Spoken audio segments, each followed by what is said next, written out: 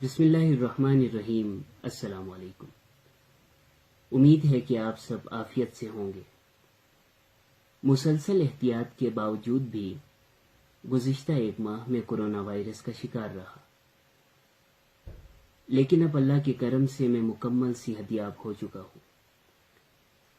اس دوران میں نے کیسے اس مرض کا سامنا کیا آپ کے ساتھ شیئر کرنا چاہتا ہوں۔ کل لاہور سے ملک کی معروف افسانہ نگار محترمہ رابعہ صاحبہ نے یہ حکم کیا کہ آپ اس مرض میں مبتلا ہوئے دوسرے لوگوں کو بھی بذریعہ ویڈیو یہ باتیں بتائیں کہ آپ نے اس بیماری کا کیسے سامنا کیا۔ محترمہ خود بھی آج کل ایسے لوگوں کی تلاش میں ہیں جو اس مصیبت میں دوسرے لوگوں کی ہمت افزائی کریں۔ تو ہمارا یہ ویڈیو بنانے کا مقصد ان لوگوں کی رہنمائی کے لیے ہے جو اس مرض میں مبتلا ہو چکے ہیں، اور ان لوگوں کے لیے جو شفایاب لوگوں سے ان کا ایکسپیرینس جاننا چاہتے ہیں، اور ان لوگوں کے لیے بھی ہے جو ابھی تک محتاط نہیں ہیں، یعنی اس ایشو کو کوئی سیریس ایشو نہیں سمجھ رہے۔ سب سے پہلے 2 منٹ میں کورونا کے وہ سمپٹمز، وہ علامات جن کا مجھے سامنا رہا آپ کے سامنے رکھتا ہوں۔ 1 جون کو سب سے پہلے میرا گلا خراب ہوا، گلے کی سوزش یعنی گلے میں خراش آئی۔ پھر اس کے اگلے روز میرے جسم کے تمام جوڑوں میں درد ہونا شروع ہوا۔ گلے کی خراش اور درد دونوں کے لیے میں نے ڈاکٹر کی ہدایت کے مطابق عام دوائیوں کا استعمال کیا۔ پھر اس کے بعد سر میں ہلکا درد ہونا شروع ہوا، لیکن میں جب سوتا تھا تب میرا پورا شریر نیم شب تک پسینے سے تر ہو جاتا تھا۔ پھر اس کے 2 دن بعد کسی بھی چیز سے مجھے اسمیل نہیں آتی تھی، کھانا ہو چاہے جو بھی ہو مجھے اسمیل نہیں آتی تھی۔ میں نے سینس آف اسمیل چیک کرنے کے لیے پرفیوم کا استعمال کیا، لیکن مجھے اس سے بھی کوئی اسمیل نہیں آئی۔ پھر اس کے بعد کھانوں سے ذائقہ آنا بھی ختم ہوا، چاہے میٹھا کھاؤں چاہے نمکین جو بھی کھاؤں، کسی بھی چیز کا ذائقہ محسوس نہیں ہوتا تھا۔ بغیر کسی کام کے تھکنا، روز بروز کمزور ہونا، یہ بھی انہی علامات میں سے تھے۔ ان تمام علامات کے ساتھ جب 8 جون کو مجھے سانس لینے میں دشواری ہوئی، تب میں سمجھ گیا کہ یہ کوئی عام بیماری نہیں ہے، شاید میں اس مرض میں مبتلا ہو چکا ہوں جس کا مجھے اندیشہ تھا۔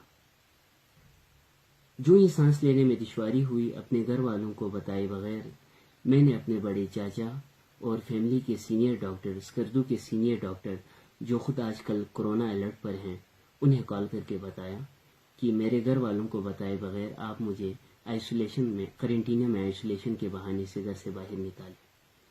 میں اپنے گھر والوں کو پریشان کرنا نہیں چاہتا تھا، کیونکہ میرے گھر والوں میں بھی کورونا کے کچھ علامات ظاہر ہو رہے تھے۔ ڈاکٹر صاحب نے مجھے سمجھایا کہ پہلے ہم آپ کا کورونا ٹیسٹ چیک کرواتے ہیں، تب تک آپ روم میں ہی، اپنے گھر میں ہی آئسولیٹ ہو کر رہیں۔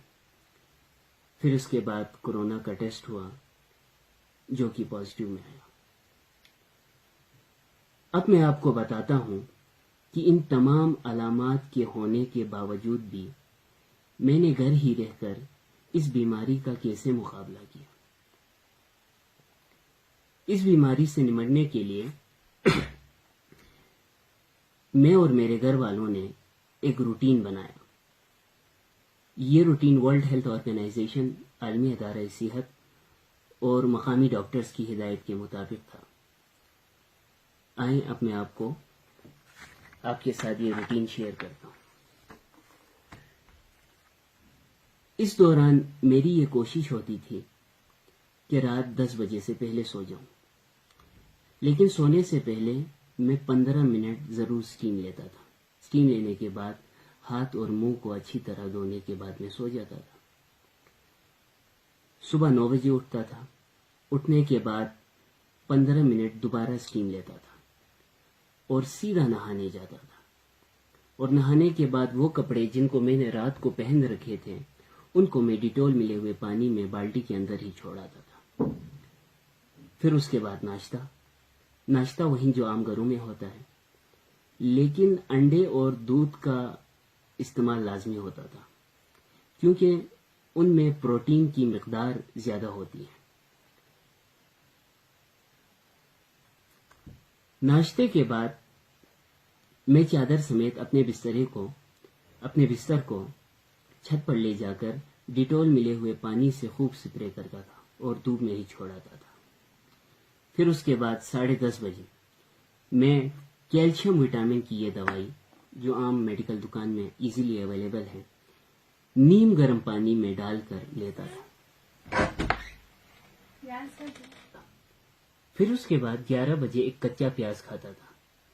پیاز کھانے کے بعد کھانے تک میں کچھ بھی کھاتا پیتا نہیں تھا. 11 بجے دوبارہ سٹیم لیتا تھا.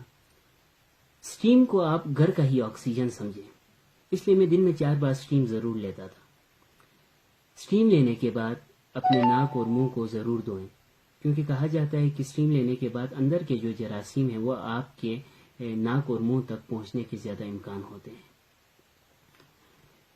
پھر اس کے بعد نماز کا وقت. نماز کے بعد جائے نماز کو میں ایک بار پھر ڈیٹول ملے ہوئے پانی سے سپرے کر کے فولڈ کرتا تھا.